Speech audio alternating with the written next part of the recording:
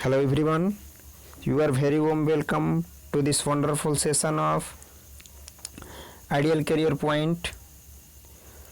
आज हम साइंस के बारे में डिस्कस करने वाले हैं, तो चलिए हम साइंस के बारे में देख लेते हैं। ठीक है, तो सबसे पहले हम देखेंगे कि साइंस क्या है, ये कैसे बना हुआ है, साइंस वर्ड कैसे बना है। उसके बाद फिर देखेंगे कि who is the father of science. फिर अगले टॉपिक में देखेंगे कि इसमें कौन कौन से सब्जेक्ट्स आते हैं। फिर अगले टॉपिक में देखेंगे कि इसका फुल फॉर्म क्या होता है। ठीक है, तो फटाफट इसको देख लेते हैं हम। Science word comes from the Latin word scientia. Latin word scientia से निर्माण हुआ है साइंस वर्ड का।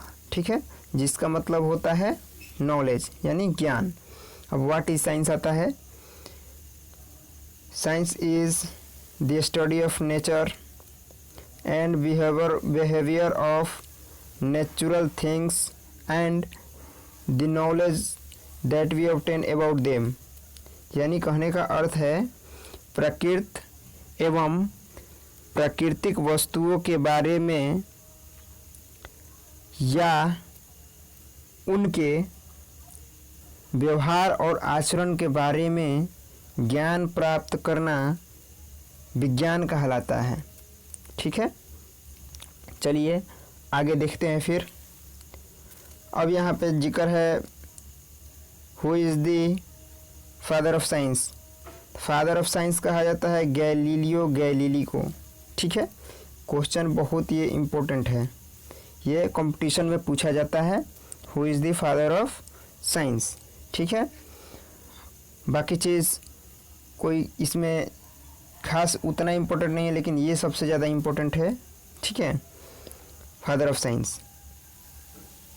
ठीक है, अब देखते हैं, ये भी इम्पोर्टेंट है कि गैलीलियो गैलीली जो थे वो कहाँ के रहने वाले थे, तो इटालियन थे, इटली के रहने वाले थे। ये खगोलज्ञ थे,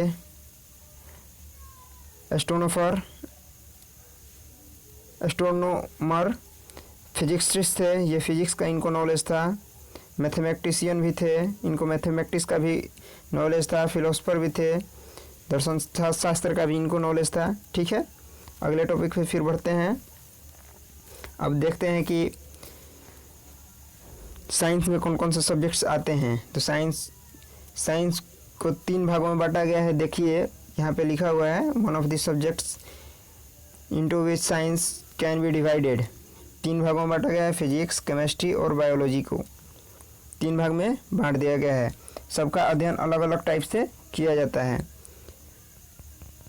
देखिए, ए science is a particular branch of science such as physics, chemistry or biology.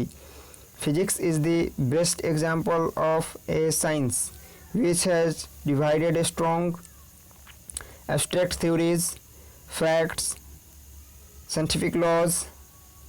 Science also refers to the large amount of knowledge.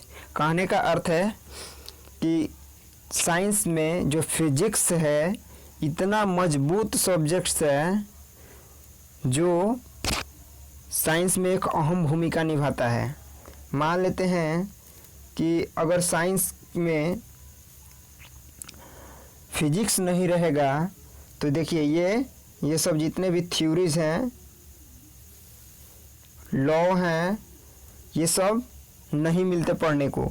मान लेते हैं कूलम्स लॉ हो गया, न्यूटन्स लॉ हो गया, ये सब चीज़ें पढ़ने को मिलता है।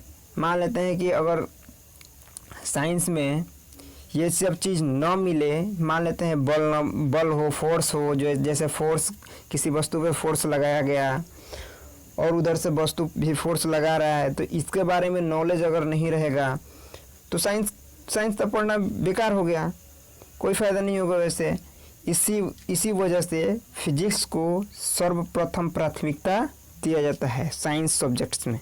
ठीक है, चलिए आगे देखते हैं। फिर full form of science. Science का फुल फॉर्म क्या होता है ये देख लेते हैं। एस से सिस्टमेटिक यानी सुव्यवस्थित तरीके से पढ़ाई करना। साइंस में।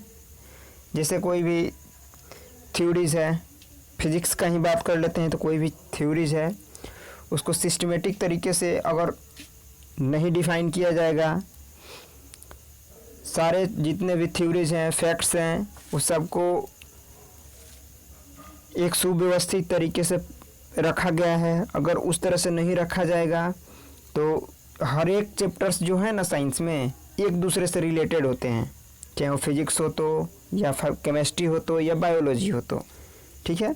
तो सिस्टमेटिक तरीके से उसको सुव्यवस्थित ढंग से रखा गया है, उसको पढ़ाया जाता है, ठीक है। सी से कम्प्रिहेंसिव, कम्प्रिहेंसिव यानी विस्तृत, उसका विस्तार कैसे कैसे है,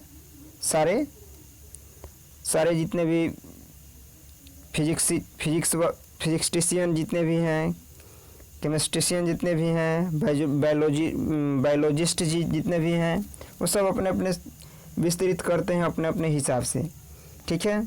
आई से इन्वेस्टिगेशन, मान लेते हैं किसी भी चीज़ का खोज हुआ, जैसे मान लेते हैं कोई भी केमिकल का खोज हुआ, तो उस केमिकल के बारे में जांच पड़ताल, उसके बाद उसका खोज जो है एक्सप्लोरेशन, वो कैसे हुआ, कहाँ का है, प्राकृतिक में है या आर्टिफिशियल है, इस चीज़ के लिए भी देखा जाता है। ये साइंस में रखने के लिए ये भी ज़रूरी होता है। उसके बाद अब आ जाते हैं एन से नेचर, नेचर यानी प्राकृतिक, उसका गुण क्या है, उसका वर्ग क्या है। मान लेते हैं कोई भी बायोलॉजी का बात कर लेते हैं, जानवर कोई भी है, तो जानवर में तो बहुत सारे लिविंग वर्ल्ड में बहुत सारे एनिमल्स हैं, तो एनिमल्स का ग्रुप बनाया गया, फाइलम बनाया गया, किंगडम बनाया गया है ना, तो सबको अलग अलग किया जाता है, उसका अध्ययन किया जाता है, उसको विस्तृत रूप से सब उसका अध्ययन किया जाता है, ठीक है। सी से कॉज यानी कारण, उसका कारण क्या है।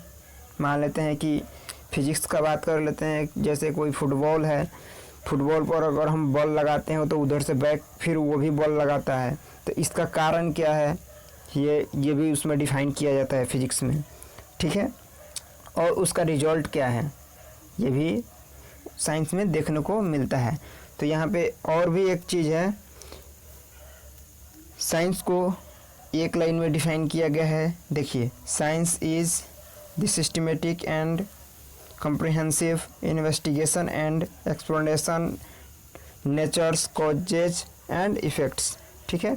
ऊपर ये सारी चीज़ को बता दिए हैं कैसे क्या होता है ये चीज़, वो सेम इसी चीज़ को यहाँ पे एक लाइन में डिफाइन किया गया है। ओके, आज के लिए इतना ही है, लेकिन अगली क्लास में हम लेकर आएंगे बायोलॉजी क्या है, बायोलॉजी को कितने पार्ट में बांटा गया है, हम बायोलॉजी के लिए डिस्कस करेंगे, ठीक है।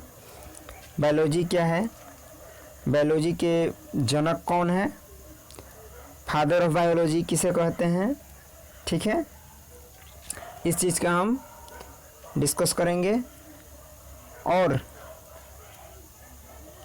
बायोलॉजी में बहुत सारे चैप्टर्स ऐसे हैं जिसको पढ़ना है, ठीक है। तो आज के लिए इतना ही हम रखते हैं।